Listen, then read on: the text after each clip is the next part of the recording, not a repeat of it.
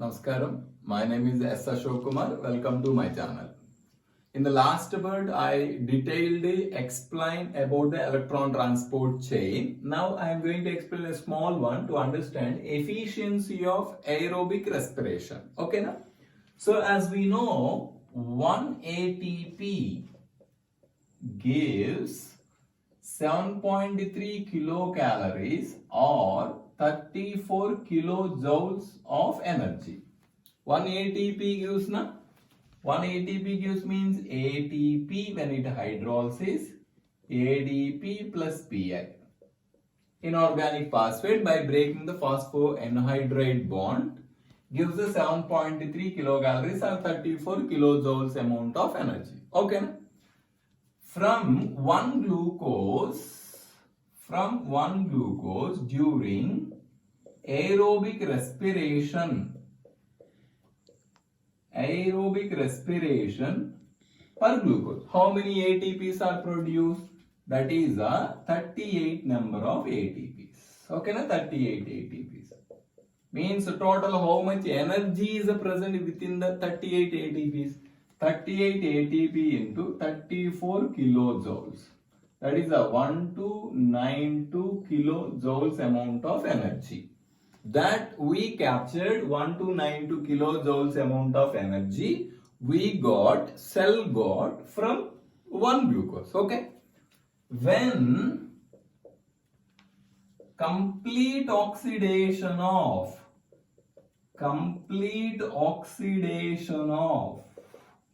one glucose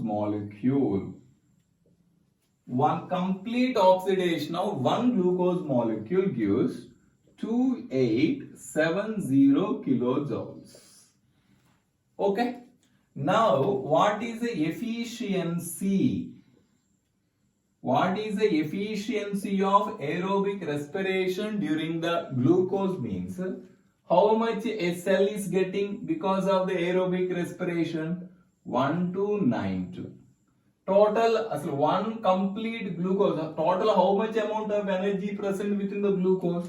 That is a 2870 into 100. If you calculate, we will get the 45% of the efficiency. What we need to understand this point, and as I said, the efficiency of the aerobic respiration per glucose is equals to 45%. That means what we can understand is, if one glucose consists of 100% of energy, one glucose mass consists of 100% of energy. In that 100%, through aerobic cellular respiration, we are taking only 45%. What about the remaining? More than half of the energy, 55% of energy, where it went? The 55% of the energy is released out in the form of heat. That is why that much heat for one glucose 55% means how many number of glucoses within the cell is burning? How many cells present in our body? How much energy is coming out in the form of heat? The total energy is the total heat is coming out, that is to maintain the body temperature. That is at 37 degrees centigrade. And with this strength, this 37 degrees centigrade, what is the need of maintaining? Because optimal temperature of the many enzymes, most of the enzymes in our body, around 40 degrees centigrade. It's not exactly 40, around 40. So, in order to achieve the maximum product of the enzyme action, we have to maintain that high temperature of 37 degrees centigrade. That is maintaining because most of the metabolic energy releasing in the form of heat. That is why efficiency of the aerobic respiration per glucose is about the 45%. After explaining the efficiency of aerobic respiration, now I am going to explain about the integration of metabolism. A brief one. Okay. Here, what we saw till now, first I will write. Now you take, first and the middle I am writing carbohydrates. In the carbohydrate, you can take starch or you can take glycogen, no problem. In case of plants, you can take starch. In case of animals, you take glycogen. Both are polymer of glucose. when these polymers undergo hydrolysis to give the glucose. Now first time taking example is a respiratory substance is a carbohydrate. That is our syllabus, till now I explained. Then glucose undergo glycolysis as several reactions later results the formation of pyruvate. Pyruvate enter into the mitochondrial matrix where it converts into acetyl-CoA. After that we know na, this acetyl-CoA involved in the Krebs cycle. Krebs cycle.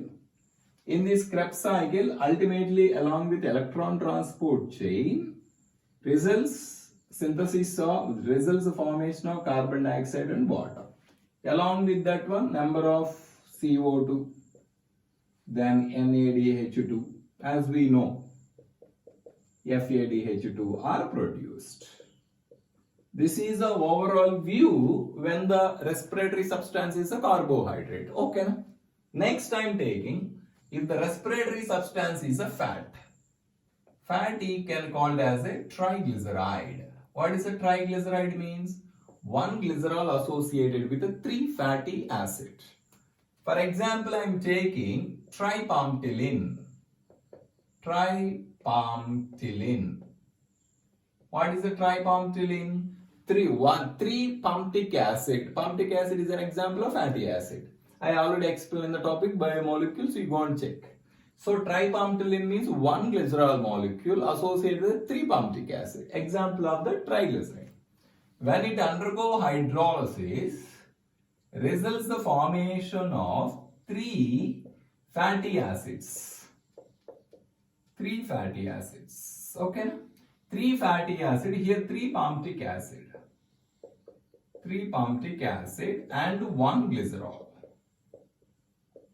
First we will take the glycerol. Glycerol is converted into DHAP, dihydroxyacetone phosphate. Dihydroxyacetone phosphate enter into the glycolysis. DHAP converted into the through intermediates, again pyruvate converted into acetyl-CoA. Okay. Now comes to take the fatty acid. These fatty acids undergo beta oxidation. This beta oxidation I cannot explain now because it's not there in the syllabus. This beta oxidation also occur in the mitochondrial matrix. Through this beta oxidation, there is a formation of acetyl-CoA. Here if you take 1 pumptic acid, there is a formation of 3 pumptic acid. If you take the 1 pumptic acid can serve how many carbons? 16 carbons. There is no double bond, saturated fatty acid. Through beta oxidation, from 1 pumptic acid, there is a formation of 8 acetyl-CoA. Each acetyl-CoA how many carbons? 2 carbons. So 8 2s are 16. 16 per 1 pumptic acid. Okay. Then that acetyl-CoA, see this one here, this is a result of formation of acetyl-CoA. Then through fat also acetyl-CoA. Then acetyl-CoA involved in the Krebs cycle releases the energy. Okay. Here wait for me. When the energy respiratory substance is a carbohydrate or fat, this type of respiration is called as a floating respiration. Floating respiration. What is the meaning of floating respiration? When the respiratory substance is either carbohydrate or fat. Last one, if the respiratory substance is a protein. This type of respiration is called as a protoplasmic respiration. So there is a 2 names for the respiration. If floating respiration is there, in that either the respiratory substance is either carbohydrate or fat. Protoplasmic respiration when the respiratory substance is a proteins. So as we know, proteins undergo hydrolysis. Hydrolysis results the formation of number of amino acids. Correct now? These amino acids in turn convert into pyruvate. Pyruvate again convert into acetyl-CoA. Acetyl-CoA again involved in the Krebs cycle. Here the 2 important points I will tell you. If you take the carbohydrate, pyruvate is formed. Pyruvate converted into acetyl-CoA involved in the Krebs cycle. Yes, sir. If you take the fat, that fatty acids form. These fatty acids undergo beta oxidation, results the formation of acetyl-CoA. Again, when you take the proteins, amino acid converted into pyruvate, pyruvate converted into acetyl-CoA. Means whatever the respiratory substance it is, if it want to undergo Krebs cycle, they should convert into acetyl-CoA. This is a very, very important point for the NEET exam. That is why acetyl-CoA is called as a link molecule. So whatever the respiratory substance it is, they should convert into acetyl-CoA to give the energy. That is why acetyl-CoA is a link.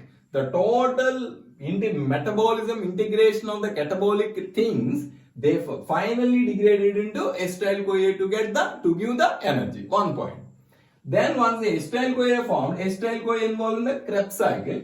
Through the Krebs cycle, it generates energy. That is why I said Krebs cycle is a final oxidative pathway. Final oxidative pathway for carbohydrate, fat and proteins. That is these points you should remember about the integration of the metabolism.